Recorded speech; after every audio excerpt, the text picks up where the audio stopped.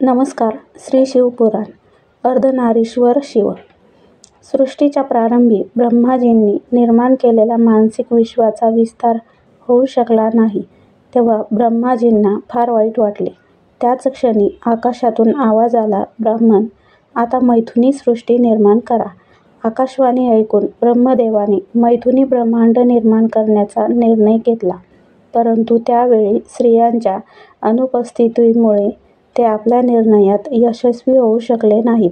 तेव्हा ब्रह्माजींनी विचार केला की भगवान शंकराच्या कृपेशिवाय मैथुनी सृष्टी होऊ शकत नाही. त्यामुळे त्यांना प्रसन्न करण्यासाठी त्यांनी कठोर तपश्चर्या सुरू केली. अनेक दिवस ब्रह्माजी महेश्वर शिवांचे हृदयात प्रेमाने ध्यान करत राहिले. त्यांच्या तीव्र तपश्चर्येने प्रसन्न होऊन भगवान उमामहेश्वरांनी त्यांना अर्धनारीश्वर रूपात दर्शन दिले. महेश्वर शिव म्हणाले, पुत्र ब्रह्मा, तू तुझ्या लोकांच्या उत्कर्षासाठी केलेली कठोर तपश्चर्या पाहून मी अत्यंत प्रसन्न आहे. तुमची इच्छा मी नक्कीच पूर्ण करेन.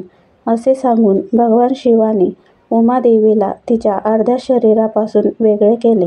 ब्रह्मदेव म्हणाले, आजपर्यंत मी योग्य सृष्टी निर्माण करण्यात अपयशी ठरलो आहे. आता मला स्त्री आणि पुरुषांच्या मिलनातून माणसे निर्माण करून विश्वाचा विस्तार करायचा आहे. भगवान शिवाने आपल्या भुवयांच्या मध्यभागातून स्वतःसारखी तेजस्वी शक्ती प्रकट केली. ब्रह्माजींच्या प्रार्थनेनुसार विश्वाच्या निर्मितीसाठी शिवाची ती शक्ती दक्षाची कन्या झाली.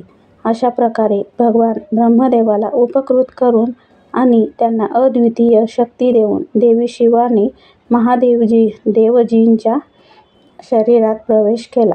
हे अर्धनारीश्वर शिवाचे रहस्य आहे आणि त्यातूनच सृष्टी कार्य करण्यास सक्षम झाली, ज्याची नियामक शिवशक्ती आहे.